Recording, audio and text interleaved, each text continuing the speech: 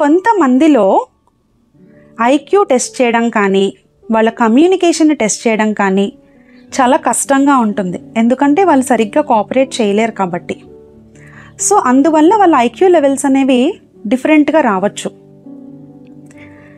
చాలామంది ఆటిజం ఉన్న పిల్లలు కూడా చక్కగా స్కూల్ కంప్లీట్ చేసుకొని, కాలేజ్ కూడా కంప్లీట్ చేసుకొని, మంచి ఉద్యోగాలు కూడా చేస్తూ వాళ్ళ కాళ్ళ మీద వాళ్ళు నిలబడిన వాళ్ళని మనం చాలామందిని చూస్తున్నాం.